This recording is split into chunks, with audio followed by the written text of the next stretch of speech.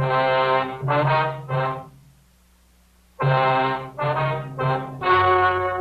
story you are about to hear is true. Only the names have been changed to protect the innocent. Fatima Cigarettes, best of all long cigarettes, brings you Dragnet.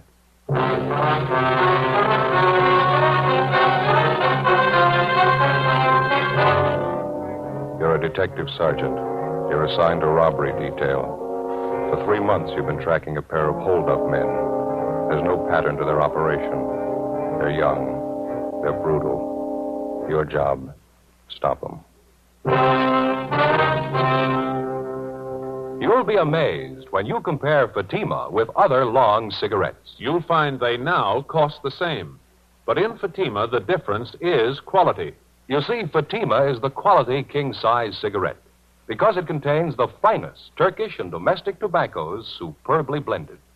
And Fatima is extra mild with a much different, much better flavor and aroma than any other long cigarette. So compare Fatima yourself. Fatimas now cost the same as other long cigarettes, but your first puff will tell you... Ah, that's different. Yes, in Fatima, the difference is quality. Ask your dealer for Fatima, the quality king-size cigarette. Best of all long cigarettes. Start enjoying Fatima tomorrow.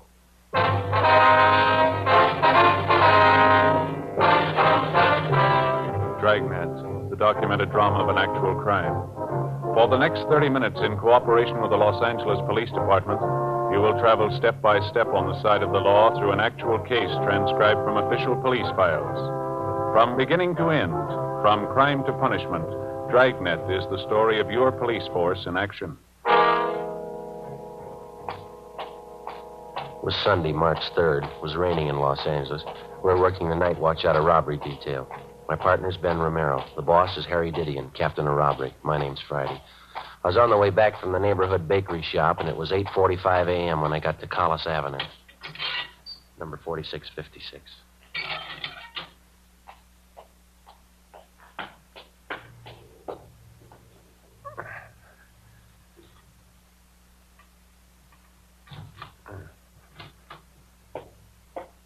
Joe? Yeah. What happened? Wasn't the bakery open? Oh, yeah, it was open. I got the stuff right here. Oh. They have any raisin bread? Yeah, right here. How about the butter horn? No, they don't make those on Sundays anymore. I got bear claws instead. Okay, well, let's get this stuff open. Okay. All right. Here we are. Uh-huh. Where do you keep your eggs? In the refrigerator, right over there. Uh-huh. Find them? Yeah, I got 'em. You know, Joe, I don't like to say anything, but I can't keep coming over here to your place every morning. Well, it was your idea. Nobody asked you. Yeah, but I know how you are. You don't know how to cook a decent breakfast for yourself. Is the coffee ready yet? No, it's not perking yet. Hey, you sure there's nothing wrong with this pot? It's been on for 10 minutes. Yeah, well, you forgot to plug it in. Oh, uh-huh. Now, let's see. Well, what do you want? Well, better put the toast on. You always make the toast before you cook the eggs? Yeah. You remember yesterday the toast was pretty cold. Oh, yeah, that's right. I better hold off for a minute. Yeah. Scrambled eggs okay? Well, we had them yesterday.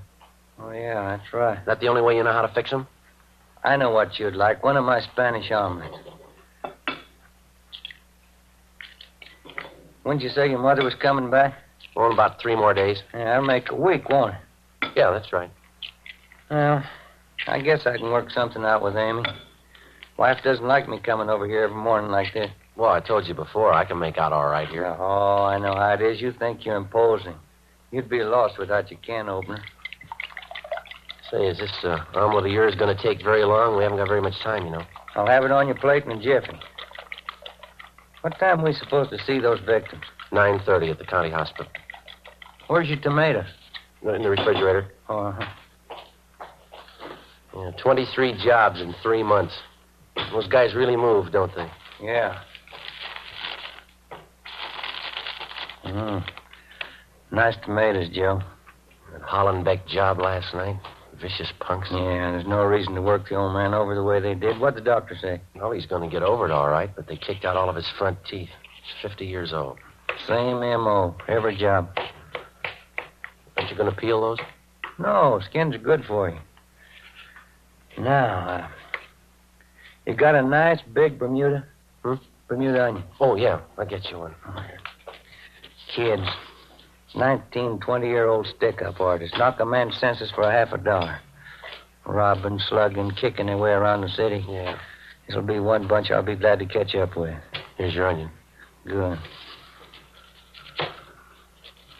Well, now, wait a minute. You're going to peel that, aren't you? And lose half the flavor? I don't know. I always peel them. I see now. There now. Now mix the whole works together.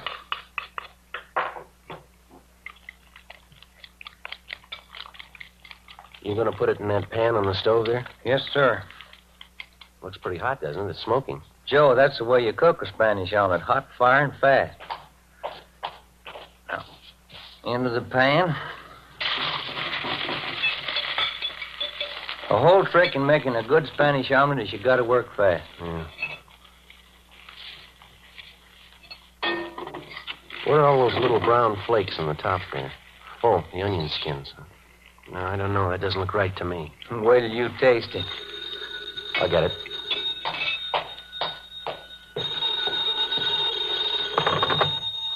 Friday talking. Elton Young, Joe. Romero there with you. Yeah, he's here. You two are supposed to see those robbery victims at the county hospital this morning, aren't you? Yeah, at 9:30. Well, cancel that out. Gonzalez and Powers are covering on that. Yeah, how come? Just got the call. South Grand and Colonial, 211 on slugging. Same description. Looks like the kid bandits. All right, we'll get right on it. It's a newsstand near the corner. Right. Bye. Look at that, Joe. I just took it out of the pan. Yeah, Best Spanish omelet I ever made. that's too bad. We're not going to have time to eat it. 8:55 a.m. We left the house and drove to the scene of the holdup, one door from the corner of South Grand and Colonial Avenue. The victims were Mr. and Mrs. John Wilden, proprietors of a small newspaper and soft drink stand just off the intersection. Mrs. Wilden was being carried to a waiting ambulance when we got there. She was unconscious. From her forehead to her chin, her face was a swollen mass of welts. Her nose had been broken, and she had fractures of the jaw and cheekbone. Her husband, John Wilden, age 56, had a single bruise on his forehead over his left eye. We questioned him after the ambulance attendants gave him first aid. His description of the holdup men tallied almost perfectly. One was a redhead, other one had dark hair. Both about the same height. I'd say they're as tall as you are, officer. Righteous, Joe. Kid bandit. Yeah. Had you ever seen either one of these men before, Mr. Wilden, or around the neighborhood, maybe? No, never did. I don't know why they picked on Madeline and me for a holdup. We'd never been robbed before.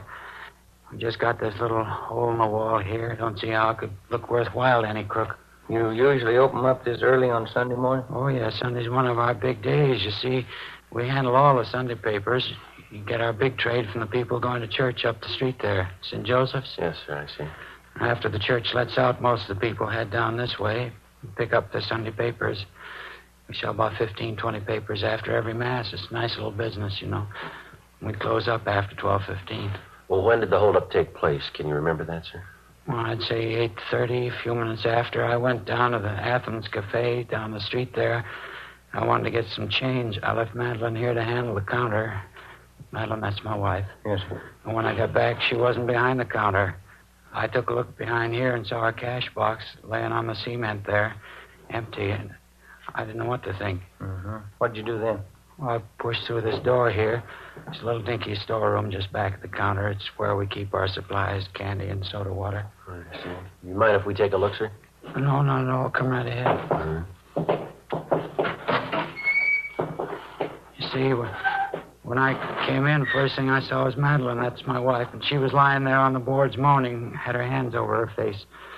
The two young fellows were standing over her, and both had guns. Mm-hmm. What did they do when they saw you? And they grabbed me and asked for money. I told them I didn't have any. I began to holler for help. One of them slugged me with his gun, and then they ran out. Still a little shaky. You mind if I sit down a minute? Go ahead, sir. Oh, here. Let me get this box for you. Thank you. Say, I wonder if we could get you some water, or maybe a cold drink from the cooler. Oh, no. But you'll find a half pint behind those cases over there, a little brandy I keep put away. Oh, over here?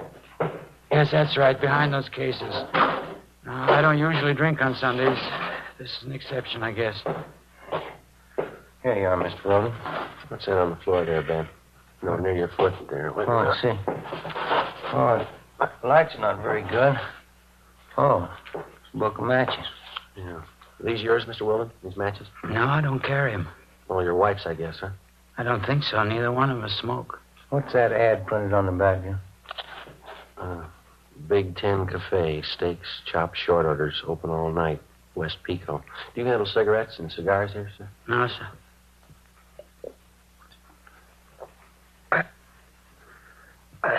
Candy, soft drinks, newspapers, that's all. Oh, inside of the matchbook cover, Joe. Some scribbling on it. George Bell, S. Cameron, 5th and Alameda. Do you recognize this at all, Mr. Weldon?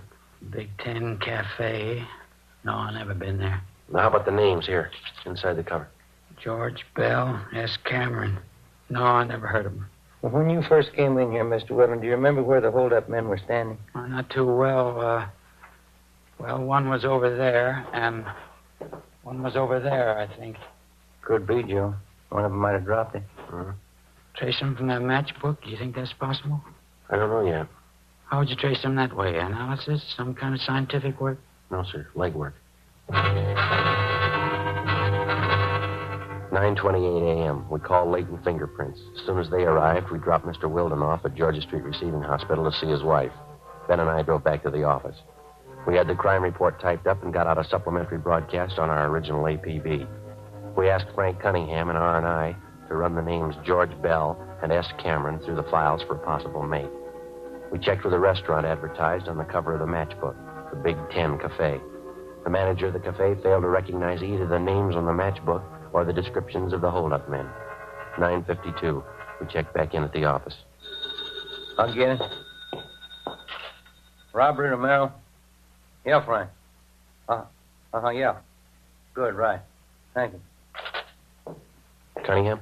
You got a make on the name George Bell. Another one for Sam Cameron. Both of them run together. Got long juvenile records. Good. You got an address on them? Yeah. Won't be hard to run down. What do you mean? Main jail. 5 days before, George Bell, a laborer, and Samuel Cameron, a part-time jewelry salesman, had been booked at the main jail on charges of being drunk and disorderly. The day after his arrest, Cameron was bailed out. Bell was still in the drunk tank. Ben and I went down to the main jail and talked to him. He didn't fit the description of either of the bandits. He was very cooperative, but he stated that he'd been very drunk and he couldn't remember too much. Just don't know, Sergeant. Sam and I went out and tied one on. When it came to, we were here in the drunk tank. You have no idea at all how your names got on this matchbook. I'm trying to think. We're pretty well heated up, Sam and me. That's another thing, that dirty Sam. What do you mean? He got that friend of his to come up here and bail him out. Think he'd do anything for me? No. I bought the liquor. He lets me sit here now. Dirty Sam. You think he might remember about that matchbook? I don't know. I'm disgusted with him. If you see him, you can tell him that. Just let him know he's off my list. How about the address here on the matchbook, George? It says 5th and Alameda. Doesn't that mean anything to you? Were you and Cameron hitting some of the spots around that area? No, we were messing around over in Dogtown. Didn't get down by Alameda at all. Well, it must have some tie-in for you. 5th and Alameda? No. Only guy I know down there is Sanchez. Wait a minute. Yeah? Just a minute. Sanchez. Gus Sanchez, sure. I wanted to see Gus. I thought he'd put up bail for us. Yeah, go ahead. I got it now. I think I have anyway. It was the morning after, and I woke up here in the tank. Oh, a big head, you know. Really whipped. Mm-hmm. Now, first thing I thought I was out. I figured Gus Sanchez might pop for bail. A friend of mine, you know. Gus works at the bar at 5th and Alameda. That's it. Well, how's the tie-in? This other mooch is in the tank next to me. Somebody's popped bail for him, and he's getting out in an hour. So I asked him to call Gus for me, and he said he would. He wrote my name down, and he wrote down Sam's, too. That dirty Sam. And he took down Gus's address. Yeah, 5th and Alameda. You remember what this man looked like when he took your name? Oh, let's see. No, everything was going around. He's kind of tall, I don't know. Would you remember him if you saw him again? Guy did me a favor. I'd remember him. Not like that dirty Sam. Well, how about his name? Did he tell you that? No, I didn't ask him. I should have, huh? You sure about the day this man was released? Positive. The same day I came in, Tuesday. Okay, Bell. Thanks very much. We'll be checking back with you. Yeah, all right. Hey, what about this guy? You got a brief with him? Well, maybe if he's the one we want. Yeah, what'd he do? He lost his matches. Ben and I left the drunk tank and went down the hall to check with the officer in charge. We paged through the release book and found that 7 men had been bailed out or discharged from the jail on the previous Tuesday. We went back to the record bureau and had them pull the mug shots on all 7 men. Then we took the pictures back to the drunk tank and showed them to George Bell. No.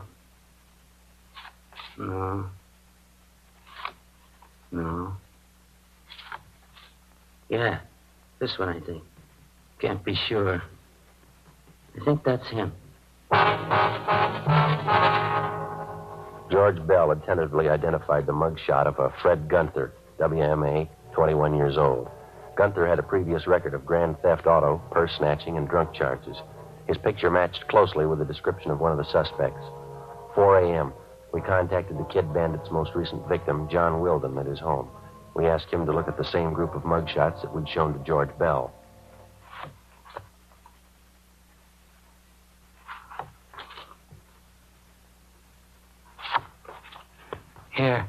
Here's one of them. You sure, Mr. Wilden? He's the one who slugged me. Who is he? His name's Fred Gunther. Oh, then you know him. You want me to identify him? Yes, sir, when we find him.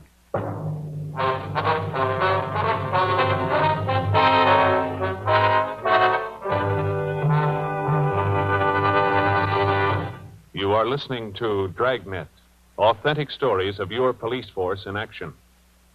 Now, here's an authentic report from Fatima Cigarettes. 1949. Fatima more than doubled its smokers coast to coast. 1950. Another record-breaking year, with more long cigarette smokers insisting on Fatima quality than ever before. In 1951, enjoy Fatima quality yourself. Yes, friends, in Fatima, the difference is quality. Quality of tobaccos. The finest Turkish and domestic varieties, extra mild and superbly blended, to give you a much different, much better flavor and aroma. Quality of manufacture. Smooth, plump cigarettes rolled in the finest paper money can buy. Quality, even to the appearance of the bright, clean, golden yellow package. Carefully wrapped and sealed to bring you Fatima's rich, fresh, extra mild flavor. Compare Fatima yourself. Fatimas now cost the same as other long cigarettes, but your first puff will tell you... Ah, that's different. Yes, in Fatima, the difference is quality. Start enjoying Fatima quality yourself. Insist on Fatima, the quality king-size cigarette.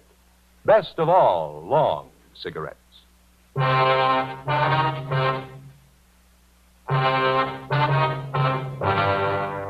Monday, March 4th, 9 a.m. We checked out the suspect, Fred Gunther. No trace of him at any of his previous addresses. We began checking with the other victims of the Kid Bandits. After a day and a half of legwork, we sat down and figured up the results. More than 2/3 of the victims definitely tabbed Gunther as one of the holdup men. The next step was the record bureau. We had them pull the packages on every one of Gunther's known friends and associates. There were more than 30 of them. We had mug shots pulled on each one of them and made the rounds of the victims for the second time. Approximately half of the victims had singled out one picture as that of Gunther's partner in the holdups. We pulled the package on the man and checked his mama sheet. His name was Harold Reimers, WMA, age 19. Previous record included car stripping and 1 charge ADW, no conviction. Friday, March 8th. We continued our check of the friends and associates known to the 2 suspects, Gunther and Reimers. We got nowhere. 2 weeks passed. On March 23rd, we got a tip from an informant about a girlfriend of Fred Gunther's, a vocalist working at a downtown dance hall during intermissions. Long haul. Yeah, 1 more flight. Mm-hmm. Climb 4 flights of stairs, and then they expect you to dance. Yeah. Well, I guess this is it. Yeah, come on. Big enough floor, huh? Well, it shows a little wear. The place has been here for years. Look at those walls and that ceiling. Sure could use a fresh coat of paint. Is her name Stanley? Is that right? Yeah, that's it.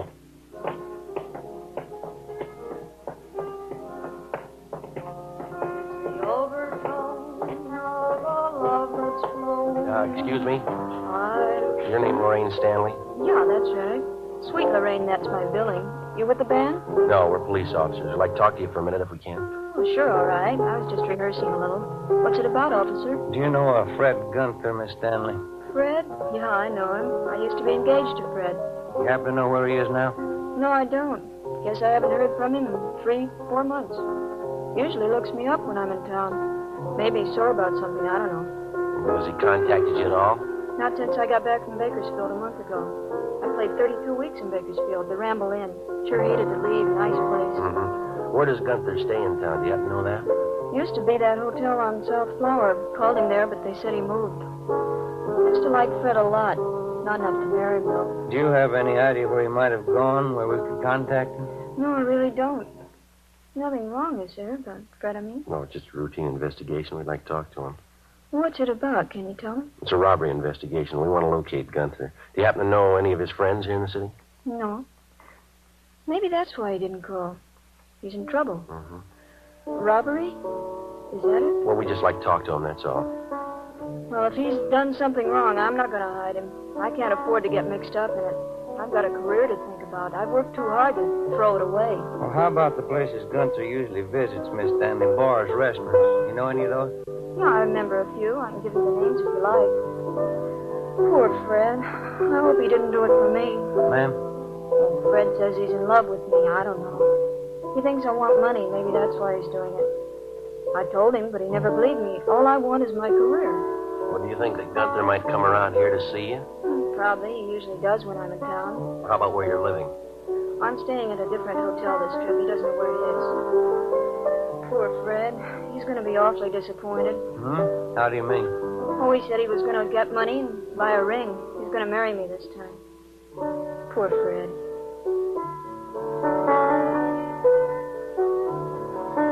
This is my new theme, officers. You like it? Uh-huh. Just one more thing, Miss Stanley. If Gunther contacts you by phone, will you be sure and let us know? All right, I'll do that. Sure a beautiful theme, isn't it? Piano player in Bakersfield, he wrote it for me. Beautiful. Yes, ma'am. I hope Fred understands. I don't want to hurt him, but I can't marry him. How do I make him understand? How do I explain it? I don't think you'll have to, ma'am. Before we left Lorraine Stanley, we told her that if Gunther should contact her, not to tell him that she'd talked with us. Stakeouts were placed on the dance hall where she worked and at the hotel where she was staying. Gunther's known hangouts were also covered. The next night, the Kid Bandits were back in business. They hit twice, a liquor store on Franklin Avenue and a tavern on South Flower. Gunther and Reimers were again identified as the two suspects. The stakeouts continued. The search went on. 4 days later, we got a tip from the proprietor of a shoe shine stand on West Temple that Gunther's partner, Harold Reimers, had been seen entering a small hotel up the street from his stand. We drove over and checked with the desk clerk. He identified Reimers' mugshot. He told us that the suspect wasn't in, but that he was expected back that night. Ben and I went on stakeout in his hotel room. 7 p.m. Reimers failed to show.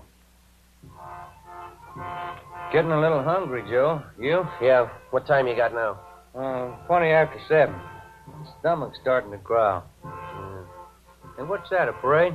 Well, I don't think so. Let's see. Oh, it's the Salvation Army Band. Oh, yeah, Saturday night. Might as well check the office, huh? See if we can't get a relief. Yeah. Would you get me Michigan 5211, please? Michigan 5211. Yeah, we'll pay for it, thank you. Would you close the window, George? A little noisy. Yeah, okay. Robbery, please. Yeah, Young, this is from Merrill. How's that? You sure?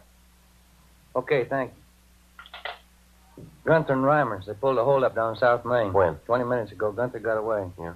They got Reimers.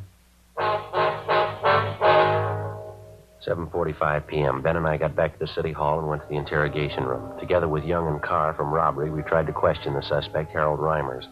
We talked to him for over an hour. He refused to tell us anything. We took him to the main jail where he was booked on 211 PC. 9:15 p.m. We went back to the office. I'll get it. Robbery, Romero. In just a minute. For you, Joe. Okay, thanks. Friday talking. Sergeant, this is Lorraine Stanley. Yeah, Miss Stanley. I'm over at work. The dance hall, you remember? Yes, ma'am. Anything wrong? Well, Fred just called me, Sergeant. I told the officers here. Fred Gunther? Yes, ma'am. Where is he? Did he say? No, all he said was he wanted to see me. Yeah? He said he was coming right over. 9:25 p.m. We called the men on stakeout at the dance hall and alerted them. Elton Young, Ben, and I got in the car and drove over. We checked with the detail on stakeout. Gunther hadn't been spotted, but because of the large crowd entering and leaving the dance hall, it was possible that he could have gotten in unnoticed. We talked to the Stanley girl. She hadn't seen or heard anything further from the suspect. Ben and I staked out in her dressing room where Gunther said he'd meet the girl. It was a small converted storeroom at one end of the dance floor, just behind the bandstand. Lorraine Stanley was on during the intermission. We waited. What have you got, Joe? Almost 10:30. This guy must feel pretty sure of himself. He pulls a robbery, he's almost picked up, and 3 hours later he makes a date to show in a public play. Well, he hasn't shown yet. I'm not too sure about that Stanley girl. How do you mean? Well, if she's that big an attraction for him. This is the only way out, huh? Besides that fire escape off the alley. Yeah, Young's covering the alley. Come on. Down here, Joe! He got by me. He's up the alley behind one of those trucks. He can't go far. That's a dead end. Stay here, Young, and cut him off. You all right? Yeah, he slugged me, knocked me down. I didn't see him in the dark. Come on, Ben. Yeah. Easy, huh? Sure dark. Yeah. Watch it behind that truck! Make room! I'm coming out! Watch it, Joe! Missed him. Coming at you, Young!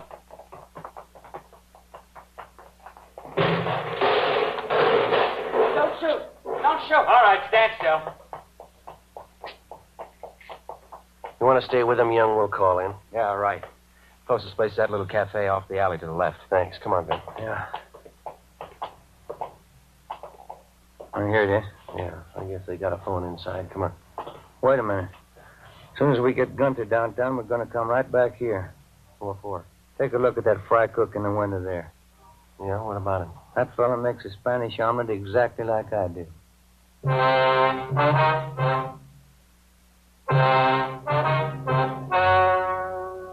story you have just heard was true. Only the names were changed to protect the innocent. On July 19th, trial was held in Superior Court, Department 86, City and County of Los Angeles, State of California. In a moment, the results of that trial. Now, here is our star, Jack Webb. Thank you. Friends, if you're a long cigarette smoker like I am, remember, in Fatima, the difference is quality. Now, believe me, this difference is mighty important. So important that you'll always remember the first pack of Fatimas that you buy. Fatima's fast-growing popularity backs me up on that. But look, you can prove it to yourself by getting a pack of Fatimas tomorrow.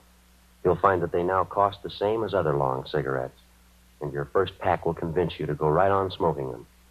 Join me and the new thousands who enjoy Fatima's extra mildness, Fatima's rich, better flavor and aroma. You'll discover what all we Fatima smokers know. In Fatima, the difference is quality.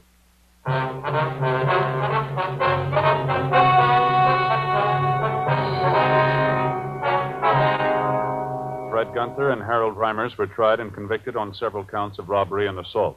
They received sentences as prescribed by law, and are now serving their terms in the state penitentiary.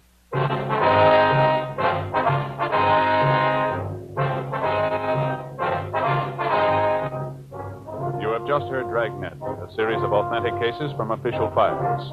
Technical advice comes from the Office of Chief of Police W.H. Parker, Los Angeles Police Department.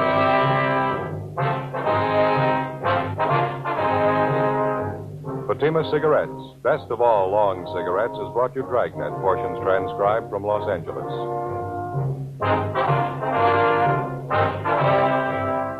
We the People is next, with stories of today on NBC.